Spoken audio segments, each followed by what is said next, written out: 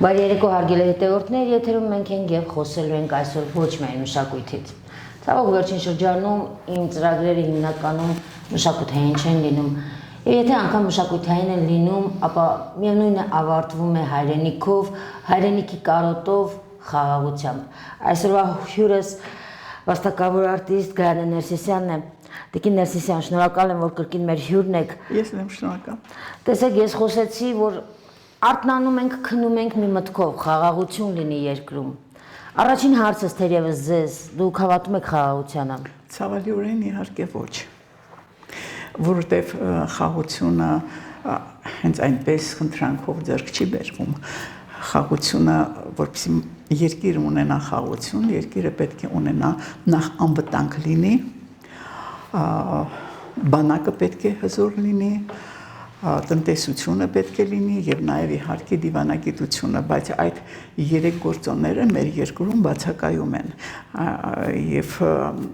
որտեւ խաղաղությունը այս երեք գործոնների արդյունքն է լինում, այս բոլորը պետք է լինի եւ բանակ ուժեղ լինի եւ տնտեսություն եւ դիվանագիտություն, որպեսզի արդյունքում երկիրը կարողանա ունենալ խաղաղություն իր շրջապատի եւ հարևանների եւ մյուսների բոլորի հետ, բայց քանի որ դա գոյություն չունի մեզ մոտ,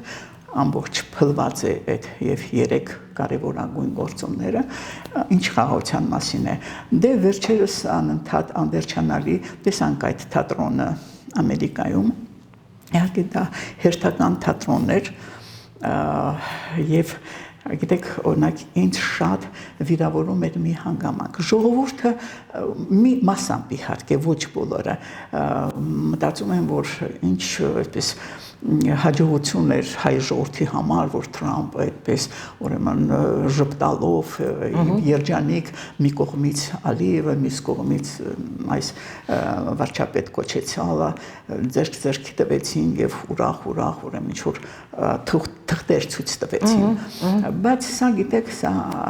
իմ կարծիքով սա դատարկաբանություն է, որովհետև եթե մի երկրի նախագահ, որ նստած էր կենտրոնում կամ իր արժանապատվությունից ցածր է համարում, կամ պարզապես չի տարբերում Ալբանիան Արմենիայից։ Եվ արդեն որերորդ անգամ նա Արմենիա ասելու փոխարեն լավ Հայաստան չգիտի ընդունենք Արմենիան էլ չգիտի այդ ոնց է խաղաղություն ուրեմն կնքում այդ երկրների միջև, որ տալիս է Ալբանիայի անունը, իդեպ Ալբանիայի նշում են ադրբեջանցիները, որտեղ եկեղեցիները, մեր հայոց եկեղեցիները վերագրում են ուրեմն Ալբանիային։ Եվ նույնը ուրեմն Թրամփը, այնպես որ սա խաղաղություն չի, սա մի ֆիկտիվ թուղթ է իհարկե իմ կարծիքով, որը նախապայմանագիր է կոչվում։ Նախապայմանագիր է, չգիտեմ թե ինչ պայմանագիր է, բայց դա մեր երկրին չի կարող բերել խաղաղություն, անվտանգություն չի կարող բերել, որովհետև սա ես որակավորում եմ որպես նախընտրական քարոզարշավ այդ թղթի ուրեմն արկայությունը, որ անվերջանալի ցույց է տալիս վարչապետ կոչեցյալը եւ անվերջանալի դրա մասին է խոսում, սա էլ հերթական ուրեմն խապկանքն է, որ ուզում են ժողովրդին համոզեն, որ այսպիսի մեծ գործեր են անում Հայաստանի համար, այն դեպքում, որ 7 տարի է մեր հայրենիքը կործանված վիճակի մեջ է։ Տիկին Ներսիսյան, մենք կարող ենք խոսել, մենք այնքան խնդիրներ ունենք, որ չհավատալ միայն այդ խաղաղությանը մեղմ է ասված։ Մենք արդեն փաստացի եկեղեցին ենք դրել հարվածի տակ եւ բացի այն, որ քահանաներ եւ սպասավորներ են արդեն կալանավորվում, նաեւ էժանացնում են եկեղեցու արժեքը ամբողջ աշխարհի առջեւ։ Գիտեք, հայ առաքելական եկեղեցուն ծաղրանքի են ենթարկում բառացիորեն։ Այո, բառացիորեն ծաղրանքի են ենթարկում։ Դե միայն եկեղեցին չէ, մեր ողջ ժողովրդին ծաղրանքի ենթարկեցին, մեր ողջ երկիր ծաղրանքի ենթարկեցին։ Եվ բնականաբար եկեղեցին, որը մեր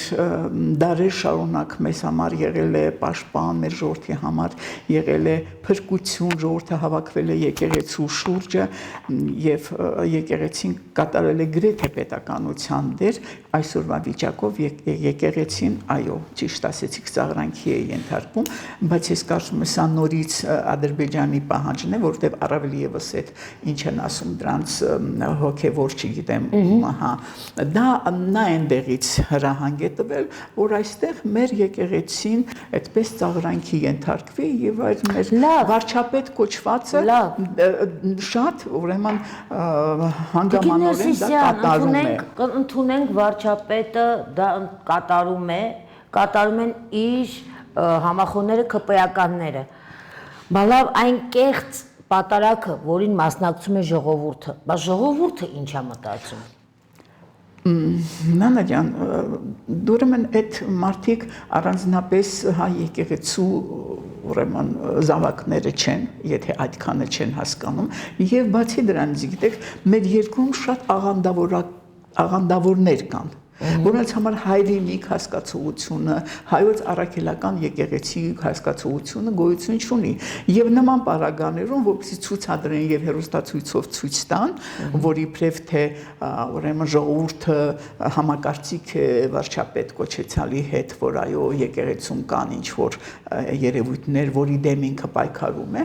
ընդամենը ես կարծում եմ, որ օգնության են հասնում այդ աղանդավորները եւ իհարկե իր շրջապատի մարդիկ, որպեսզի տպավորություն թողնեն, որ իրենք ճիշտ են, որ հիմա էլ պայքարում են հայոց եկեղեցուն են, որովհետև բոլոր կառույցները քանդվել են, մնացել է միայն եկեղեցին, բայց ես կարծում եմ, որ չեն կարող հայոց եկեղեցուն իհարկե կան եկեղեցու հավանաբար որ տեսանք մի քանի հոգու այնտեղ էլ կան կամ վաճառված կամ ուղղակի դավաճան մարդիկ, բայց դա չի խանգարի, որ մեր հայոց եկեղեցին լինի կանգուն, ինչպես եղել է իր ուրեմն դարերի խորքից եկած մեր եկեղեցին կմնա եղել է եւ կմնա կայուն եւ մեր ժողովուրդը մեր հայոց եկեղեցու կողքին է եւ ժողովուրդը երբեք թույլ չի տա որ մեր եկեղեցուն դիպչեն։ Իսկապես ես կարծում եմ, ես համոզված եմ դրանով։ Ամեն դեպքում վարչապետը, ինչպես դուք եք ասում վարչապետ կոչեցյալը, Կիրակի օրը կրկին պատարակի է պատրաստվում մասնակցել կարգալույց եղած անձի կողմից։ Բնականաբար ես սպասում եմ, որ կրկին համախոհներ իրեն այնտեղ կլինեն մեծ կազմով թիկնապահներ, ոստիկանության աշխատակիցներ, նայում ես եւ հասկանում ես թե ովքեր են առանց համազգեստի, բայց այնտեղ գտնվում մարդկանց բերանը փակելով, դուք հասկանում եք ուր է հասել ամեն ինչ եւ բացահայտ կերպով մարդու բերանը փակում են եւ դուրս հանում հայ առաքելական եկեղեցուց։ Դե դա ինձ թվում է արդեն պատերազմ են հայտարարել հայ ժողովրդի դեմ։ Գիտեք, այդ պատերազմը, որ տեղի ունեցավ 20 թվականին, դա հրահրվեց այս վարչապետ կոչեցյալի կողմից։ Հիմա էլ այդ պատերազմը մեր ժողովրդի նկատմամբ է, մեր ժողովրդի դեմ է։ Ուղղակի պատերազմ է ժողովրդի դեմ։ Հնարավոր է ամեն օր մարդկանց հայերին կալանավորել, որ մեղքի համար։ Անմեղ մարդկանց տանել եւ այդպես այս վերջերս էլ արդեն խմբակային են կալանավորում։ Այո։ Դե դա ասում ավելի հոդվածները այդ քրեական հոդվածներում էլ գրված է որ խմբակային հոդված են հենց նմանատիպ հոդվածով ձևակերպման են մարդկանց փորձում դատապարտել։ Հերթը հասավ արդեն Մասիսի քաղաքապետին Դավիթ Համբարձումյանին, այսինքն ոչ մի կերպ չես կարող բացատրել այդ մարդու լոգիկան ինչ է անում եւ այո դուք շատ ճիշտ շեշտեցիք որ ժողովրդին բաժանել են երկու մասի նույնիսկ հավատքում նույնիսկ մեր կրոնի մեջ երկու մասի են բաժանել մարդիկ կեսը գնում են կեղծ պատարակի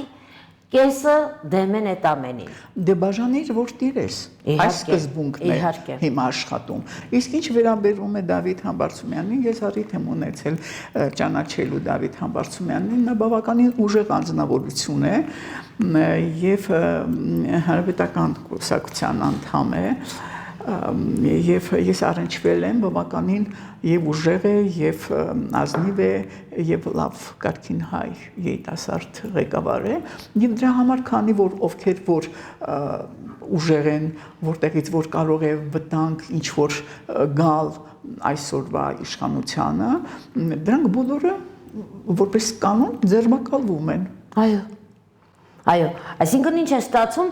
մարդկանց նույնիսկ 35 թվականին նման բան չի եղել 37 թվականին նման բան չի եղել Չի եղել Եվ աշխարհում չի եղել գիտեք ես մի անգամ այս վերջերս առիթ ունեցա երևի թե աֆրիկական երկրներում էլ Չի նման բան աշխարհում տեսնված չի որպես համատարած ամեն օր ձերբակալություններ լինեն, որտեվ արթնանում ես, մտածում ես Տեր Աստված այսօր ում են ձերբակալելու եւ այդ ամբողջ գիտեք այդ ամբողջ մեղավորությունը ասեմ մեղավորություն թե ինչպես անվանեմ դա իհարկե մեր ոստիկանությունն է որ պահում է եւ չի թույլ տալիս որ թույլ է տալիս որ այս ապօրինությունները այս ոչրագործությունները կատարվեն, որովհետև մենք տեսնում ենք օրինակ Գյումրիում ինչ կատարվեց։ Տեսանք, որ ամբողջ ոստիկանությունը այդպես Երևանից մինչև Գյումրի կանգնած էր,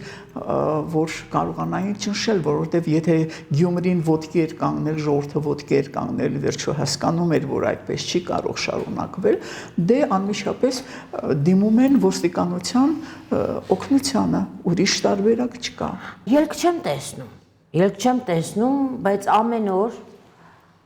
Վարչապետը եթեր է մտնում ամեն առավոտ իր հոգու պարտքն է համարում մարդկանց նյարդերի վրա ազդել արդեն յուրովի սրտիկներ է անում, չգիտեմ, գլխարկն է դնում, ես իմ ինչեր է անում, ես ուզում եմ հասկանամ ինչ է անում եւ ինչի վրա է այդքան ուրախ Ինչի վրա է ուրախ, եթե մենք նայում ենք ընդհանուր առմամբ, Տիկին Ներսիսյան, մեզ մոտ աղքատությունը աճել է Իհարկե, այն էլ ինչ չափերով։ Այն էլ ինչ չափերով։ Մեզ մոտ ներգաղթը աճել է։ Այն էլ ինչ չափերով։ Այո։ Այն դեպքում եւ Հայաստանը ունի 150,000 փախստական Արցախից եկած մեր հայրենակիցները, մեր բարեկամները, ընկերները եւ ովքեր ունեն օրվա հացի կարիք նաեւ, հա, գումար չունեն, հազար ու մի հարց։ Վարչապետը ինչ է անում։ Խորոված է անում, ասում են Աննան եկավ սիրտը խորոված է ուզում, խորոված է անում և այդ խորովածը ցույց է տալիս ժողովրդին, ովքեր գուցե այդ պահին հեչ հաց ու պանիր չունեն ուտելու, դա որքանով է կորեկտ։ Դա անբարո է դա, կորեկտը որն է, անբարո է, այսինքն այդտեղ խիղճ հասկացողությունը բացակայում է, բայց ինչ խիղճի մասին ենք խոսում, այստեղ գնում է մի գործընթաց Հայաստանը վերացնելու, ես ուրիշ բառ չեմ գտնում ասելու։ Այո։ Ինչպես Արցախը վերացրեցին, խաղաղություն բերեցին Արցախում։ Միթե, հա։ Բայ հա, խաղաղ է, մարդ չկա,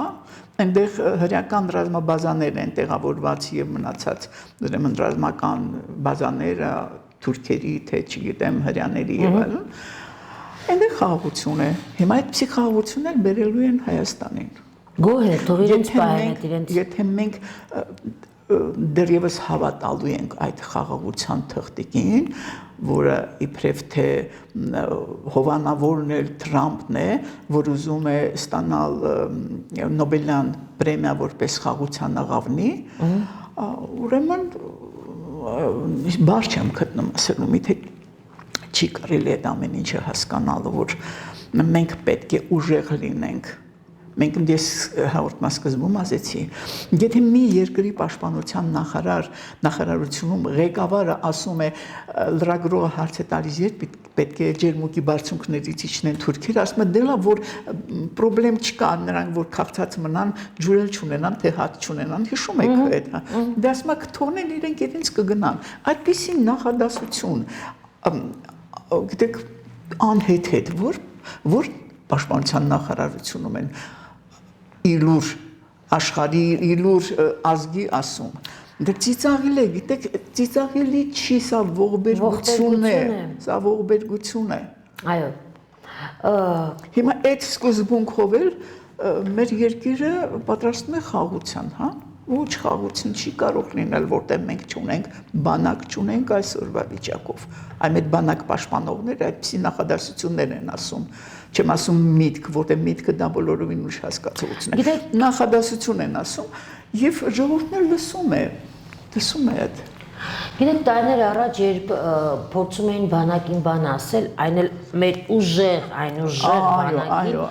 Այո։ Որովհետեւ բան, լուսաբանել եւ այլն, միշտ որպես քաղաքացի, հետո նոր լրագրող դեմ եմ եղել, որ բանակին բան մի ասեք։ Այո։ Բանակի նույնիսկ մեր թերությունը իլուր ի ցույց մի տվեք թշնամուն։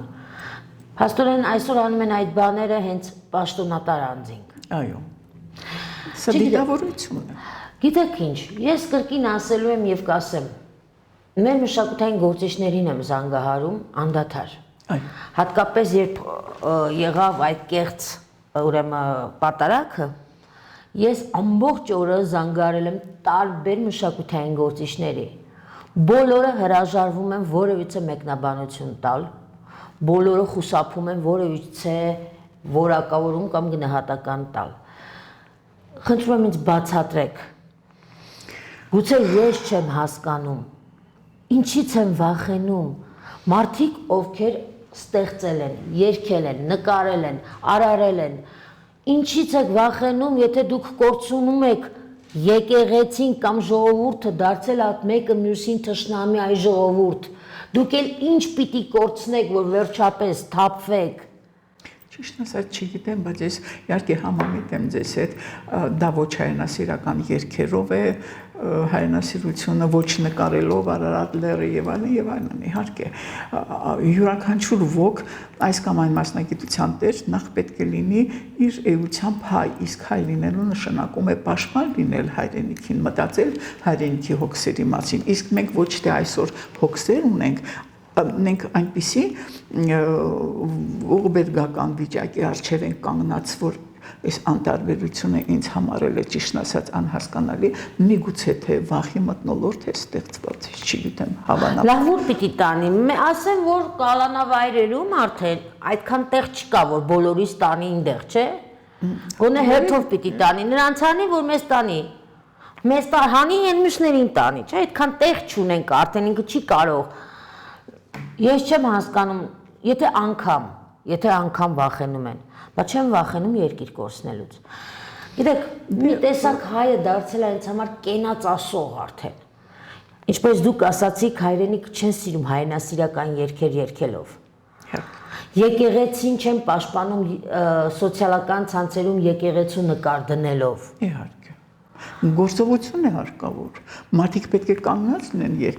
եկեղեցու կողքին։ Այսինքն իրենց գործով պիտի ցույց տան, որ իրենք մտահոգ են եկեղեցու համար, մտահոգ են հայրենիքի համար։ Եթե գործողություն չկա, նշանակում է միայն պես չեզոք դիրք գրավելը ինձ համար էլ է ամենավտանգավոր բանն է։ Ճիշտ ասած, ես երբևէ չեմ ուզել այդ թեմայով ինձ էլի են հարց տվել, չեմ ուզել երբևէ խոսել, բայց դե արդեն ստիպված ես ասել, որ ժողովուրդը ախր հայրենիք ենք կորցնում, վերջապես հասկացեք, դե երևի ամեն մեկը իր հոգում հայրենիքը տարբեր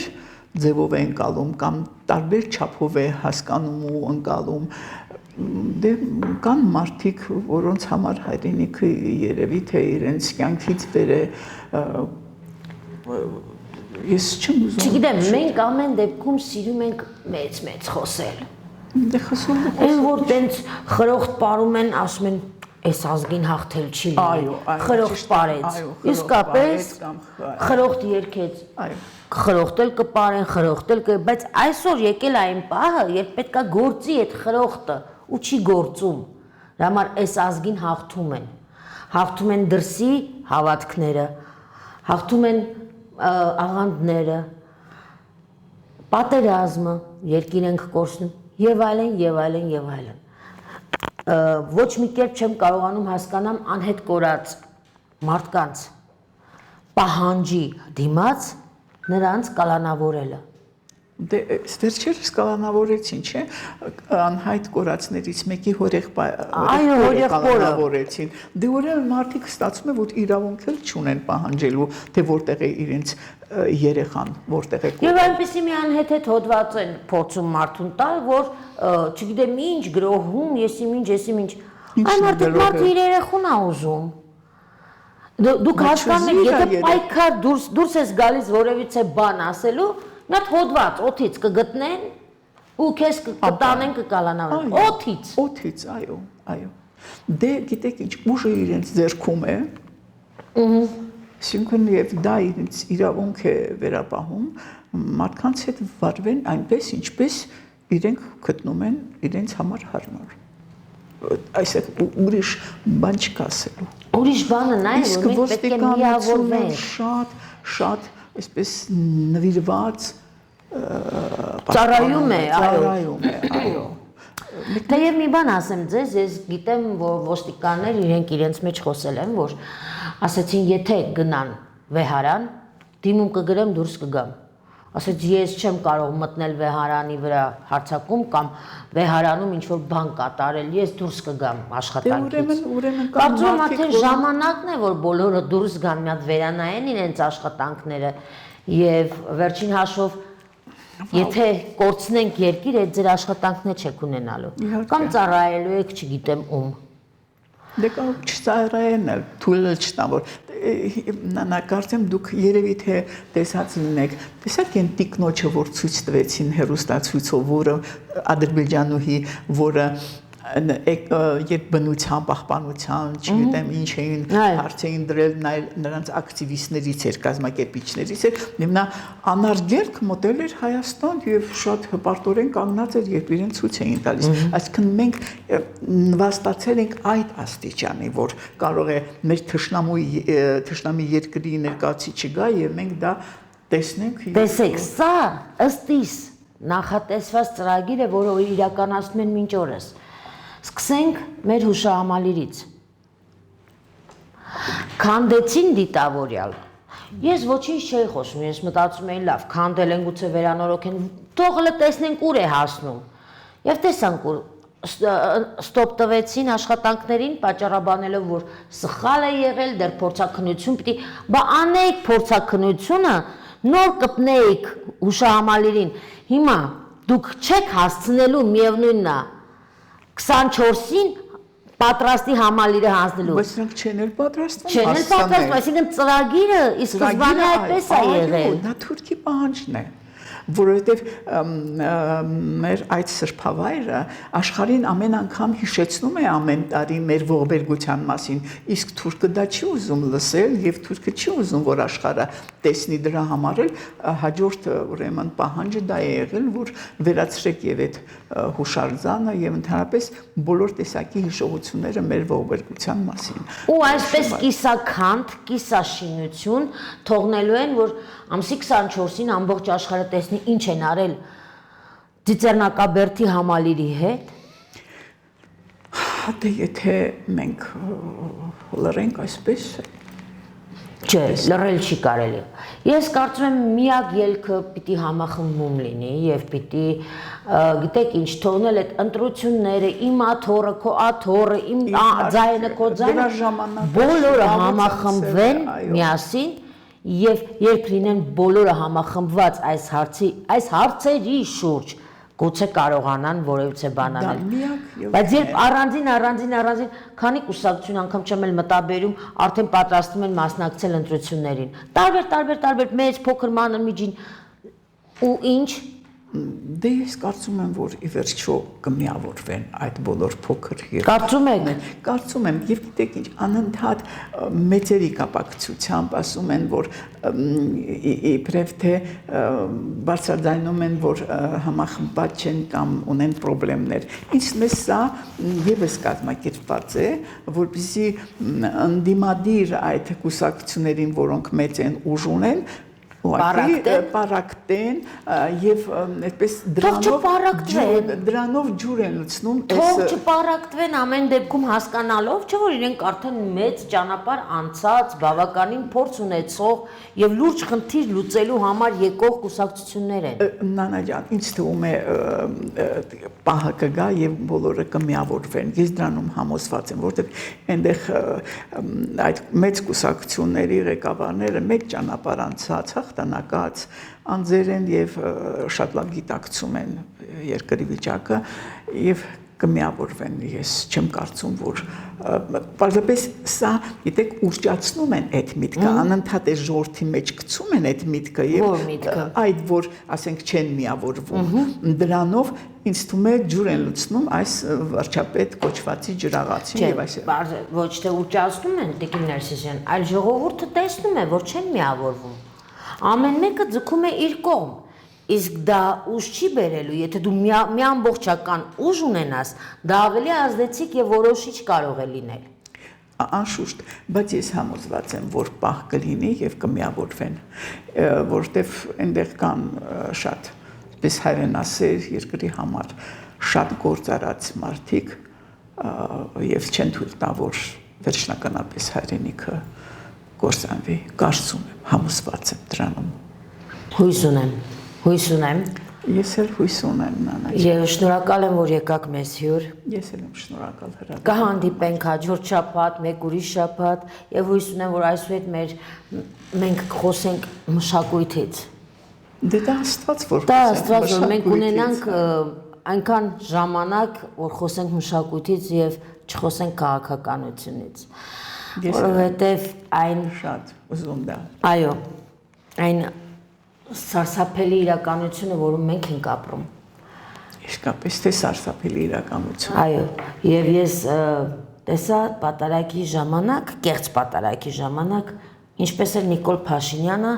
իբրև թե լաց լինում։ Ոյ, չի կասում լուրջ։ Ուզում եմ հարցնեմ պարոն Փաշինյան։ Դա բանից կոմեդիայի ոլորտից է, հա։ Այո, ուզում եմ հարցնեմ պարոն Փաշինյան, ինչու եք լաց լինում մանկական տրավմաներ հիշելուց հետո, թե 5000 երեխայի մահը հիշելուց, 10000-ից ավելի երեխային հաշմանդամ դարձնելուց, Արցախը կորցնելուց, 150,000 հային անօթևան դարձնելուց, երկիրը այսքան ծանր վիճակի մեջ պահելուց գուցե խղճի բանը արթնացել, ձեր մեջ դրա համար լաց եք լինում։ Չգիտեմ, կուզեի լսեի ձեր պատասխանը, կհանդիպենք հաջորդ շաբաթ, շնորհակալ եմ։